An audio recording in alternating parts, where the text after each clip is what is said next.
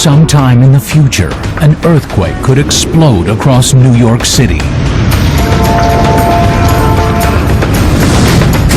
If a major earthquake does hit New York, there could be mass chaos. I foresee considerable difficulties for the fire department and the police department. Thousands of brick and masonry buildings could suffer extreme damage. The consequences could be devastating. Experts may disagree on the size of the quake, the exact location, and how imminent the threat, but everyone agrees that earthquakes can happen here. And if they do, the results can be catastrophic.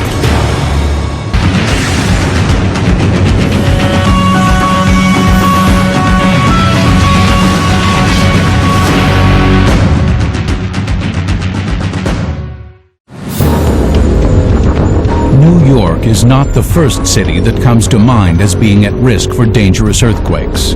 But just a few miles below the New York City area lay several earthquake faults. 125 years ago, the New York area was hit by an earthquake. The largest earthquake that we know of historically in New York City is the 1884 earthquake, roughly magnitude 5. August 10, 1884, an earthquake rumbled up from underneath the Atlantic Ocean. The epicenter of the quake was 17 miles south of City Hall off the coast of Rockaway Beach. We're here on the Coney Island beach, on the fringes of New York City. We see on the horizon another peninsula. That's called Rockaway. And Rockaway is the closest point to where the earthquake occurred in 1884. And it shook not only the beach here, but all of New York City.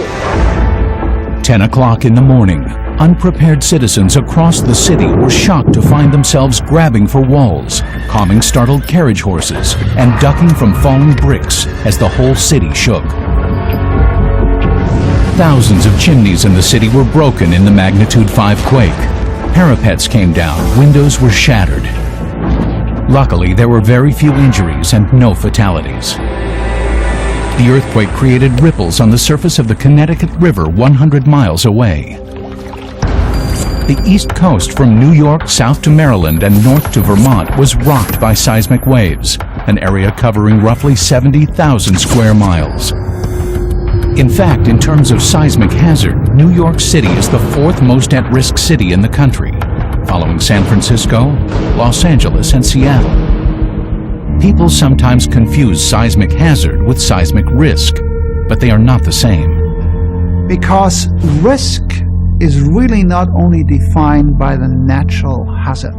There are two more ingredients that go into risk. Hazard is one. The other is the value of the assets that are exposed to that hazard.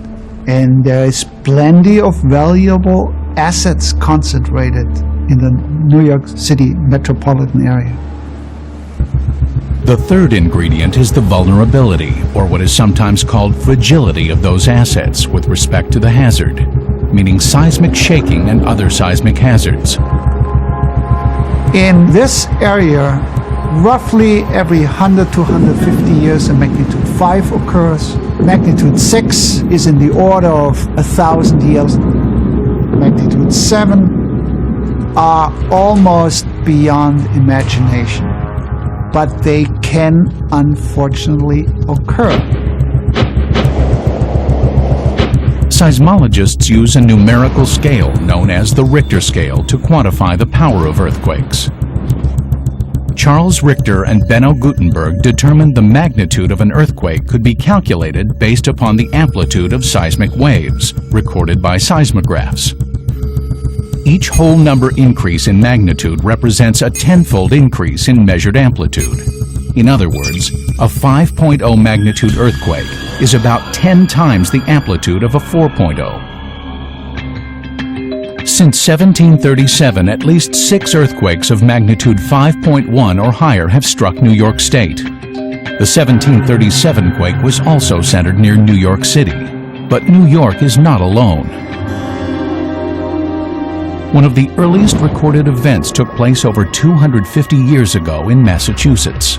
An earthquake estimated to be magnitude 6.0 to 6.3. For the northeastern part of the United States, the earthquake that really defines what we think the earthquake hazard is the 1755 Cape Ann earthquake. We think it was centered just east of Cape Ann, Massachusetts. That earthquake did major damage in Boston, in Portsmouth, New Hampshire, Portland, Maine. It was felt up to Halifax, Nova Scotia, felt down as far south as Winyaw, South Carolina. The estimates are about a third of the chimneys in Boston were damaged or destroyed by that earthquake. If that earthquake were centered near New York City, it would be even worse. Other East Coast and Midwestern cities have been devastated by killer quakes. There are clusters of earthquakes in the Carolinas, South Carolina, North Carolina, around Charleston in particular. On August 31st, 1886, just 2 years after the 1884 earthquake in New York City, a massive earthquake ripped through the coastal city of Charleston, South Carolina.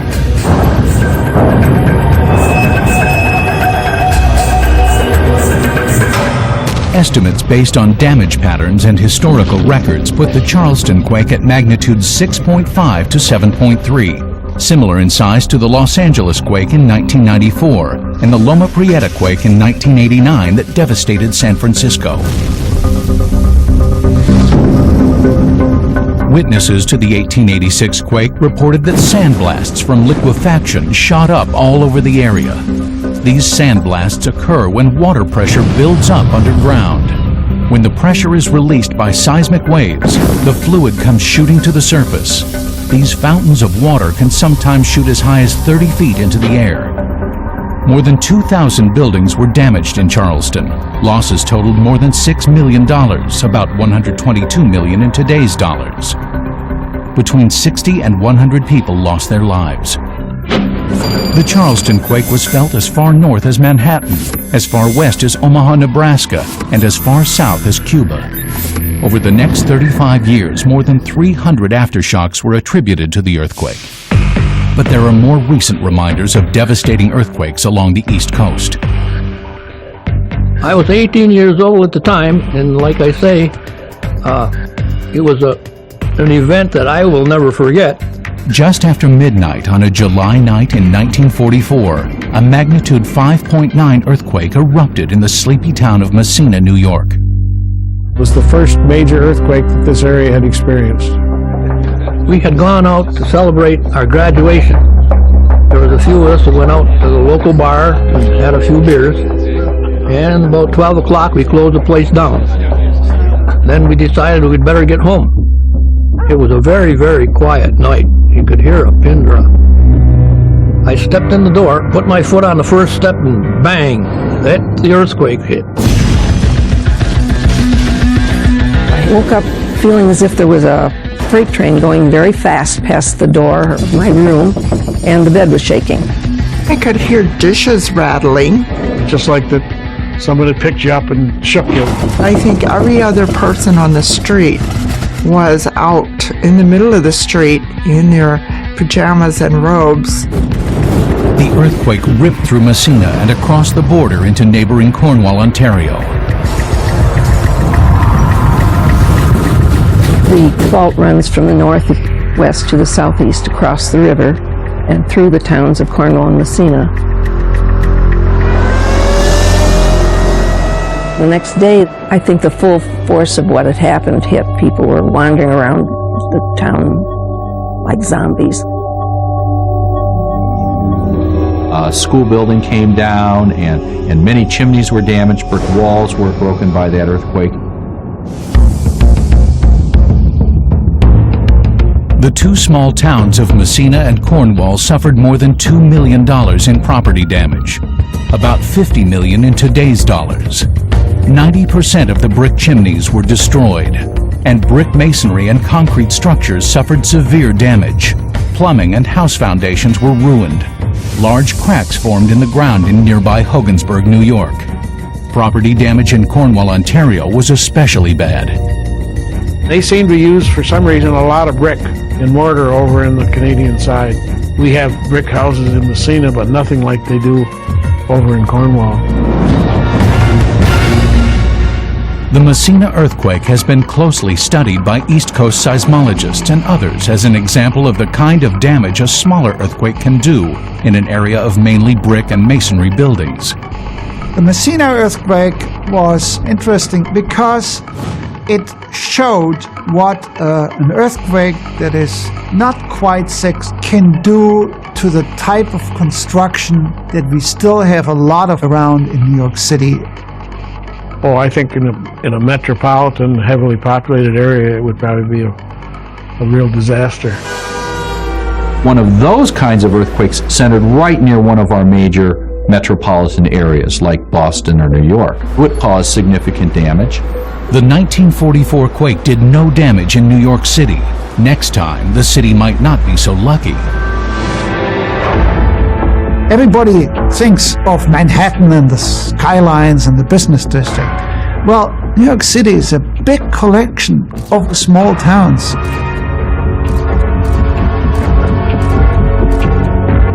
So we will have many of the effects that we saw in Messina of buildings collapsing or at least severely damaged. Earthquakes continue to rumble under the city to this day. Could the next New York quake do more than just rattle the city's nerves?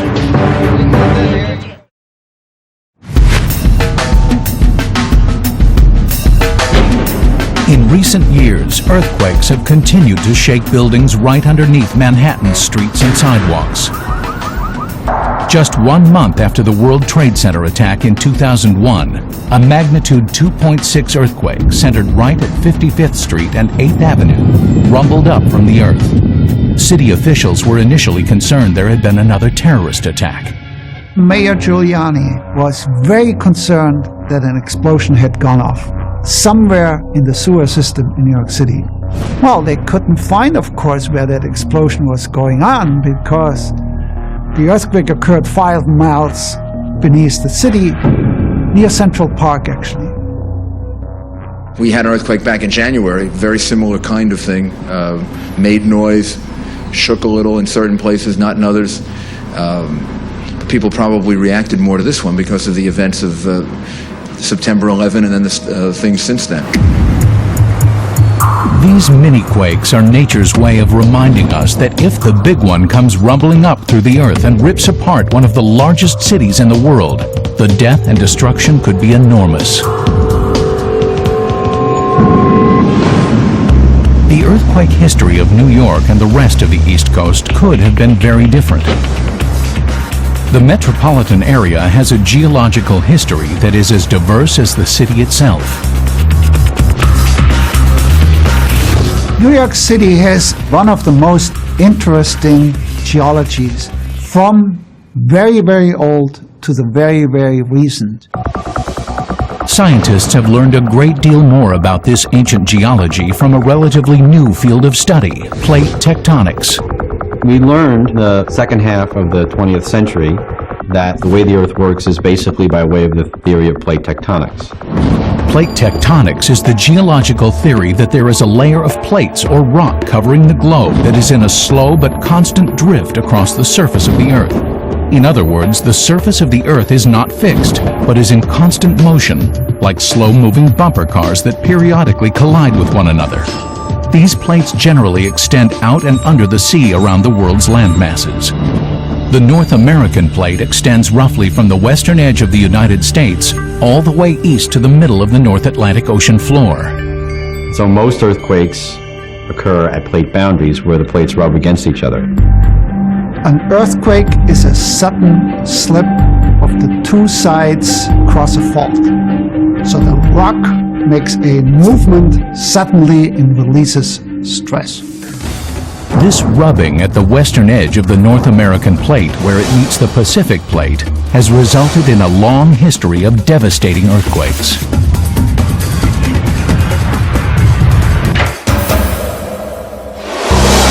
But there are key differences between earthquakes that happen at the edge of a tectonic plate and those that happen in the middle of a plate. Within the center of the plate, it's more of the squeezing kinds of earthquakes that build mountains, as we have, for instance, in the northeastern United States.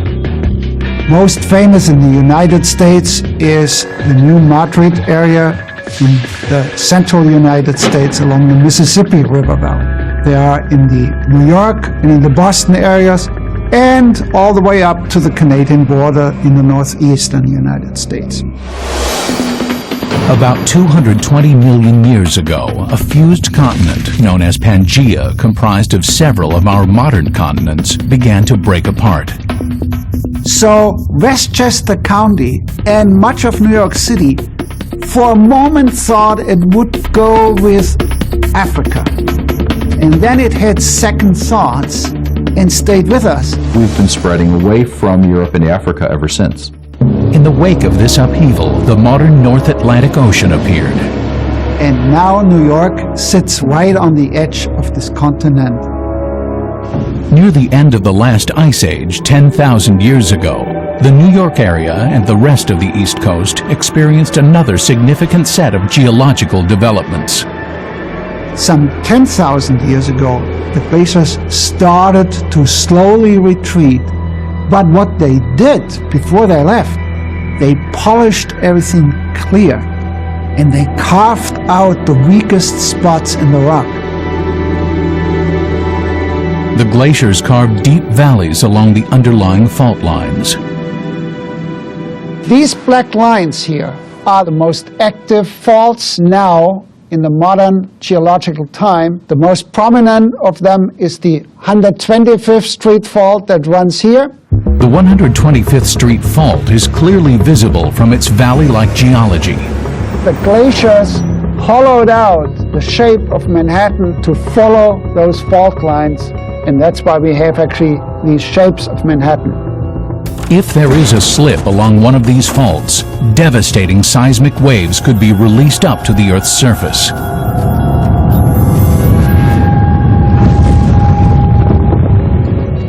A seismic wave is very much like when you drop a rock into the pond and you see the ripples going out.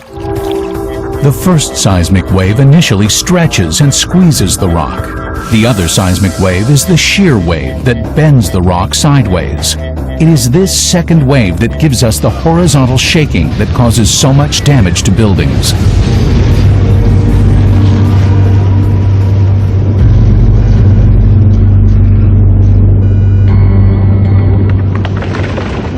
Seismic waves on the East Coast travel farther than they do on the West Coast. At the edge of the plate, there is so much earthquake activity going on that it shattered the plate. So it's a little bit like your windshield that has a lot of cracks in it because someone threw a stone in it. And there's still light coming through, but you can't see through very clearly. The same thing with the seismic waves, where those plates are broken by prior earthquakes. The seismic waves go sort of through, but it's not very clear. In the middle of the North American plate, where the rock is clear or less shattered from previous quakes, the seismic waves can propagate without being diminished. This is very much the situation with New York City's geology. It turns out that the waves propagate more efficiently and cause more damage for a given size earthquake than the equivalent magnitude earthquake in a plate boundary region. Here in the eastern United States, we can feel earthquakes as small as magnitude 1. Certainly magnitude 2 are widely felt all over New York City, for instance. Californians have no clue that there was a magnitude 2 earthquake. So if a 3.5 or 4 occurs here on the East Coast, everybody is up in arms. Californians say, okay, we had a 4 today, this morning, and keep drinking their coffee. But even a moderate shaker could cause extensive damage to New York. What can the city and its more than 20 million inhabitants do to safeguard themselves from another earthquake emergency? Next on Mega Disasters.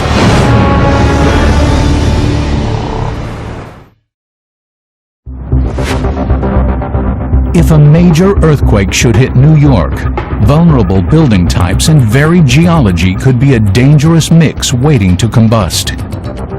One of the most dangerous components of this deadly brew is a geological phenomenon known as soil liquefaction. Klaus Jacob takes us down to New York City's shoreline for a demonstration. Now, I'm the skyscraper, and that is the Earth. Now, the whole thing is shaking. So liquefaction is then a firm sand that's water saturated, gets shaken up by an earthquake. That earthquake pumps the water around between the sand grains until they lose their strength. When that happens, the sand cannot support any buildings anymore. The buildings sink in and tilt over. You get the idea. Look, that's how soft it is compared to here. It's really hard. The 1989 Loma Prieta earthquake that struck San Francisco, magnitude 7.1, was a tragic example of liquefaction.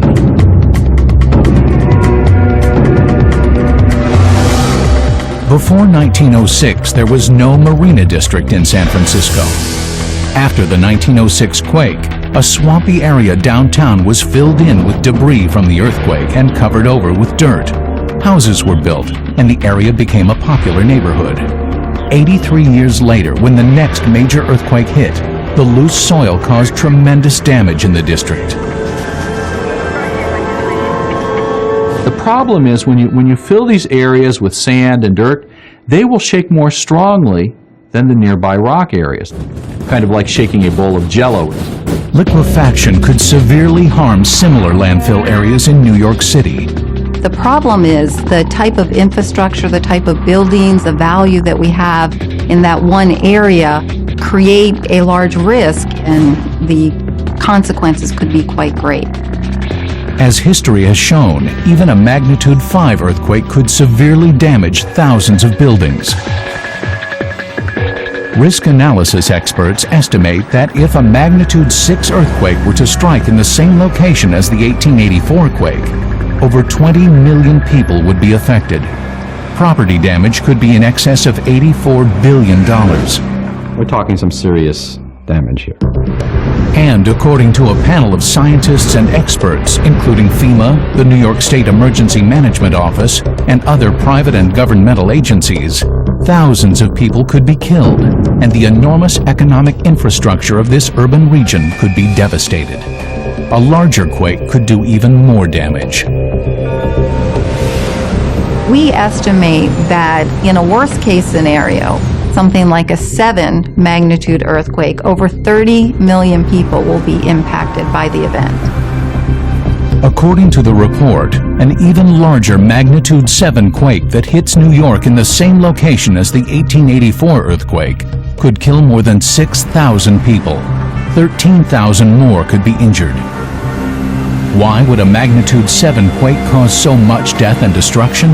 The answer has much to do with how cities such as New York have been constructed. There are many of the old unreinforced masonry buildings, what we call brownstones, that are mostly built at the late 19th century and the early 20th century, when New York City and Brooklyn and parts of Queens were in rapid expansion. It's a very, very vulnerable building type that is very dangerous to the people that live in it during an earthquake.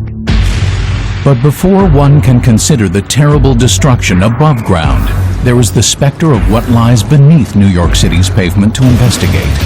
A major metropolis like New York requires an incredibly complex underground infrastructure. There's a whole world underground. Power lines, water lines, gas lines are always susceptible to ground shaking from a major earthquake. There are also sanitation canals that carry away wastewater and steam pipes delivering heat to large buildings. There is a whole spider network of stuff going on underground. Ironically, you may be safer underground during an earthquake than you would be standing in the middle of 42nd Street.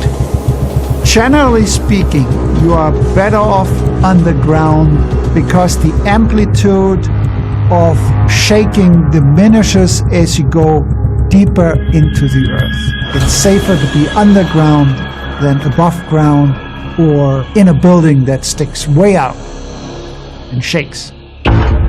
A vivid example of this occurred during the deadly Mexico City earthquake in 1985. Soil liquefaction destroyed hundreds of buildings.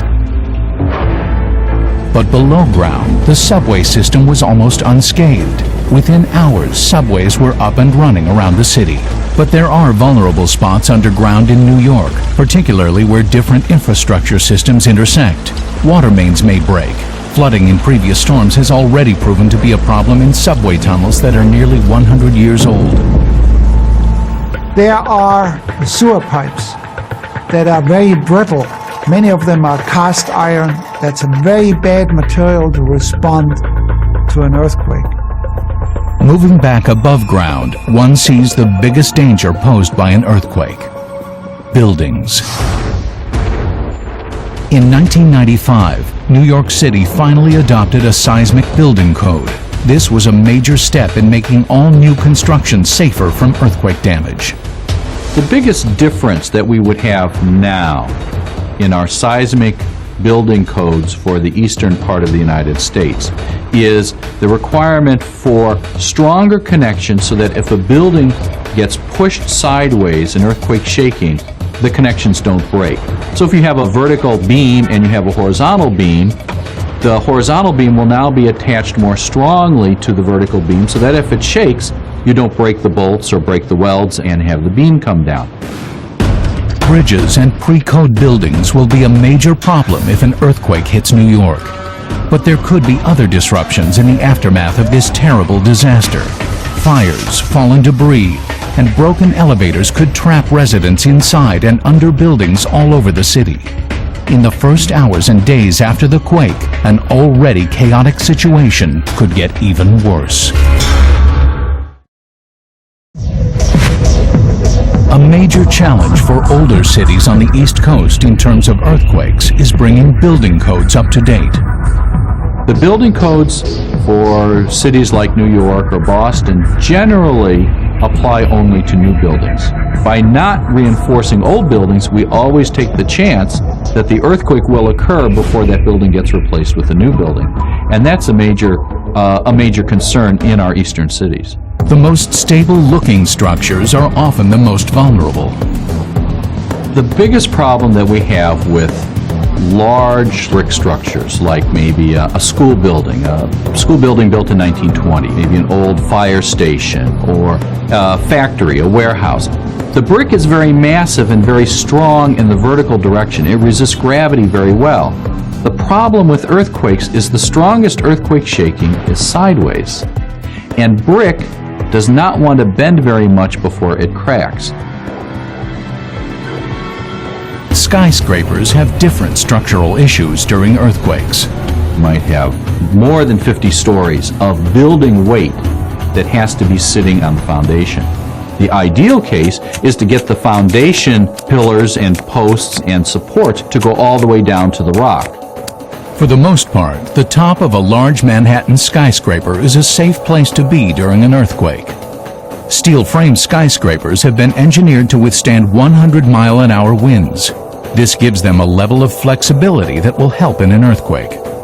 And then we have one other important category of buildings. These are the flat plate high-rise buildings that are lightly reinforced concrete.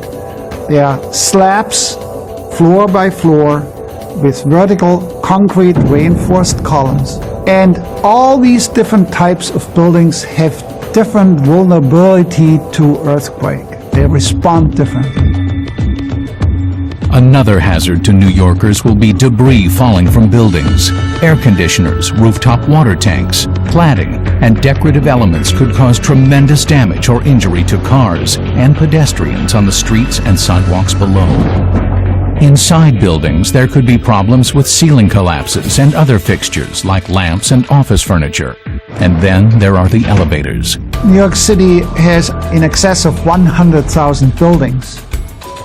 If only a tenth of them would have elevators, that still makes at least 10,000 elevator systems And probably many of the business buildings have 5 and 10 elevators in them. So you have tens of thousands of elevators. Modern elevators are equipped with fail-safe mechanisms that prevent them from falling down. But you have the problem that you have to get the people out of the elevators. In the meanwhile, fire can break out. So the fire department has multiple tasks. According to emergency management experts, fire is another potentially deadly problem for Manhattan's firefighters.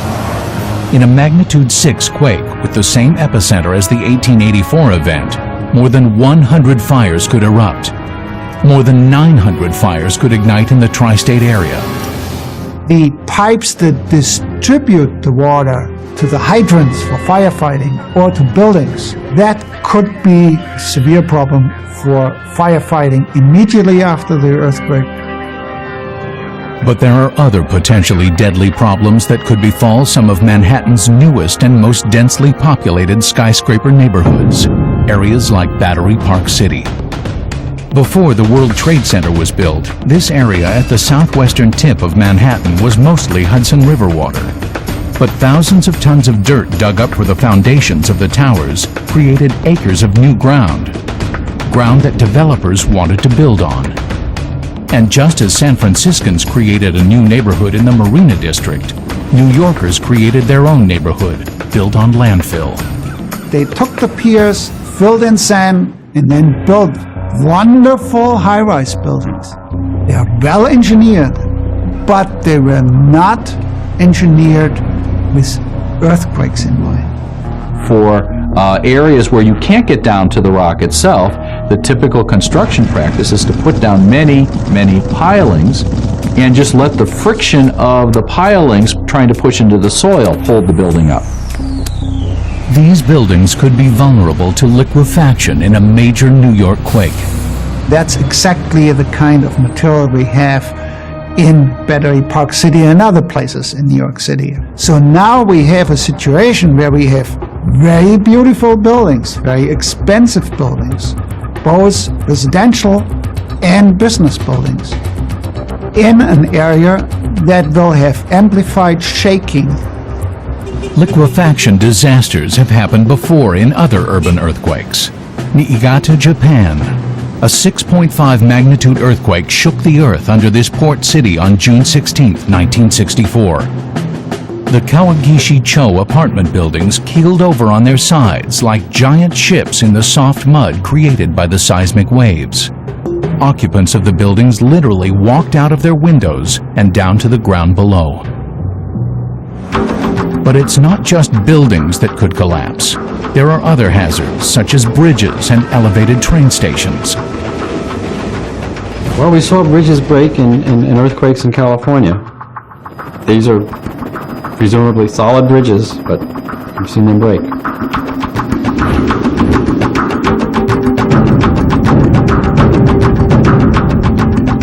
The Brooklyn Bridge was completed in 1883. The unreinforced masonry towers could sustain heavy damage or even collapse in a large earthquake.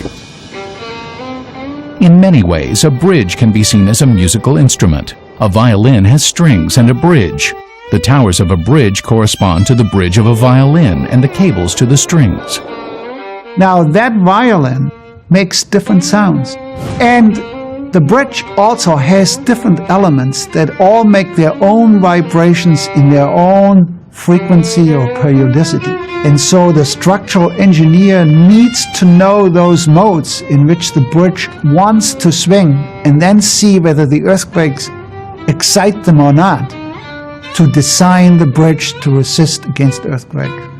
And that's a process that's going on right now in New York City. It has started some 10-15 years ago. Klaus Jacob takes us down to street level to demonstrate that engineers from a much earlier period of New York City building history were also trying to prepare for earthquake hazards. So here we are, right smack where the 125th Street fault crosses Broadway and Manhattan. Normally, the subway runs underground, but when the engineers tried to build the subway through the rock in the fault zone, they realized it would be a difficult challenge. So they stayed level and built the bridge across the valley. So this bridge is there because the fault is there. The bridge is a document for the fault. And what you see here is actually a hinge which rotates like this. Why did they do that? Well, there's the fault over there, and they thought the fault would move vertically so the bridge could adjust. What they didn't know is that the fault doesn't move this way here. Nowadays it moves this way. What they should have done is do it this way, the axis, and then move around like this to accommodate the horizontal fault movement. For 1905, that's really very advanced engineering. Of course, they got it wrong, but I think they did a very good job in at least trying to accommodate earthquakes and fault motion. But good intentions won't be enough if a major earthquake shakes New York to its foundation. What you can see are the zip codes coded in red are where we estimate the property damage would be over $50 million in that single zip code. And the whole area affected covers a population of about 15 million people with a total value of property of close to $1 trillion. Next, using computerized recreations, three-dimensional graphics, and historical records, we'll experience the massive destruction from a killer quake as it hits Manhattan. It has been almost 125 years since the last damaging earthquake rocked New York. That dry spell could come to an end. It's a question of uncertainty. Maybe it'll just be a 5, and maybe 5 is a long time from now, so we're not going to have to worry about it. It's the uncertainty that makes me say, well, maybe a 6 or a 7. With more than 100,000 buildings in New York City, many of them at least 75 years old, people in the city that never sleeps could awaken to the massive collapse of their brick and concrete home.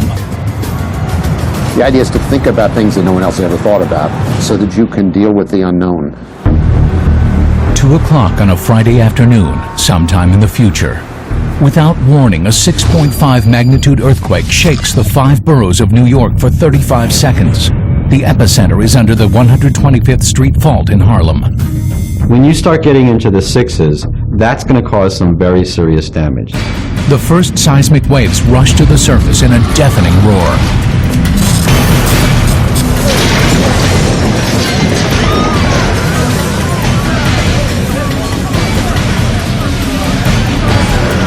In Harlem, within the first 5 seconds, the elevated train tracks at 125th Street strain to bend with the intense shaking. But 7 seconds into the seismic vibrations, the elegantly engineered 102-year-old structure snaps and breaks. 10 seconds later, the Midtown skyline sways and shudders from the intense shaking as the sheer waves continue to rip the ground sideways. Skyscrapers shimmy as powerful seismic waves pulse across the earth. Power goes out.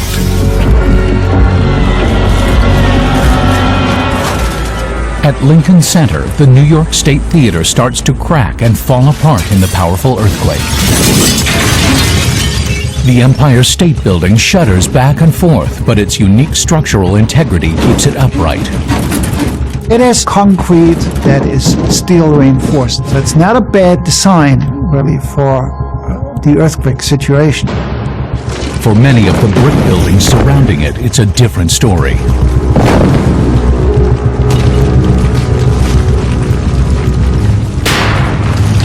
Simultaneously, in Times Square, huge neon signs crash into the Great White Way, scattering taxis and pedestrians in every direction.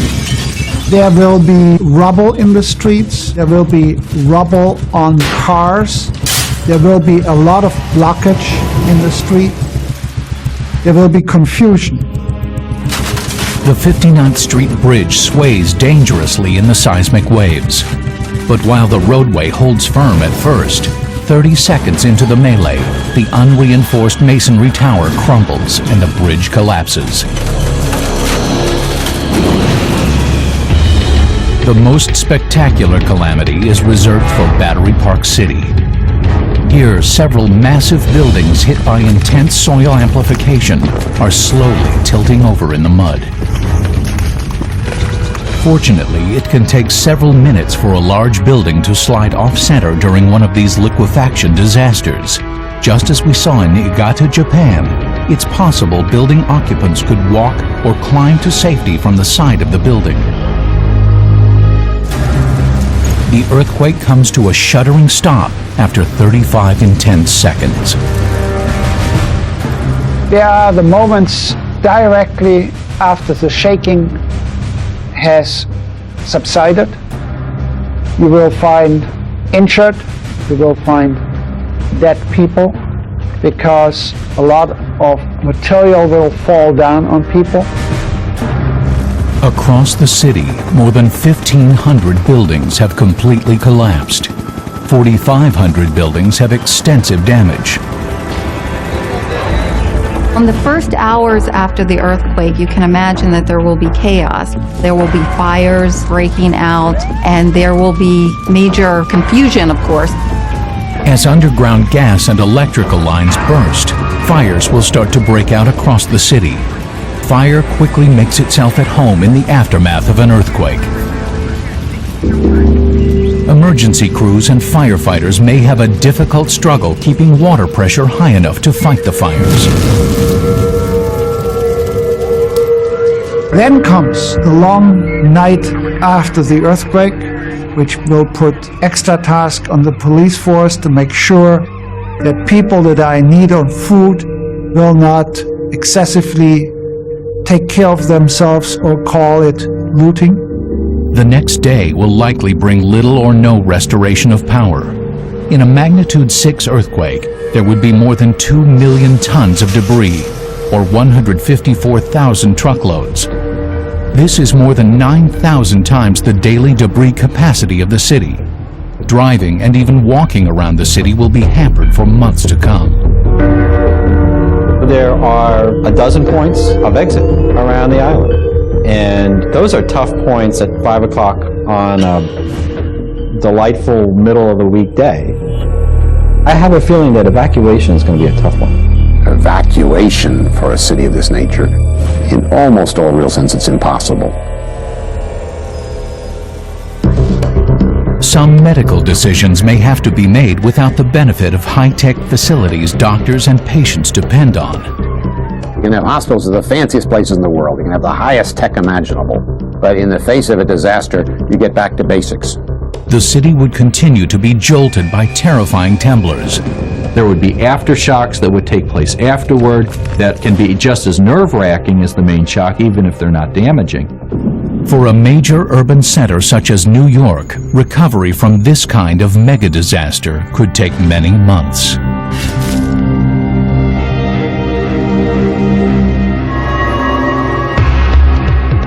We estimate that the amount of property damage in a major earthquake would be in the order of $250 billion of property damage. But of course, you have to add to that the damage to business interruption, so that the total economic disruption in dollar terms is likely to be at least $500 billion. If it's a moderate earthquake in the 6 or 7 magnitude range, then even after 6 months, we'll be a long way from having all the reconstruction and the rebuilding complete. Right now, this worst-case scenario is only fiction. Hopefully, increased public awareness and the stronger building codes will outpace the next occurrence of a major quake in the city. One of the things I am feeling ever better about as a seismologist working in the northeastern part of the country is that the awareness of earthquakes is growing. We think about preparedness. We have more seismic provisions in our building codes. There are more and more schools that are doing earthquake drills as well as fire drills. So we're gradually becoming more aware and more planned for how we would deal with an earthquake if it were to occur. The problem is, of course, most people in the northeastern United States, most people in New York, most people in Philadelphia, most people in Boston don't think that they will ever face a damaging earthquake. And that is just a fallacy that we could be proven wrong on someday.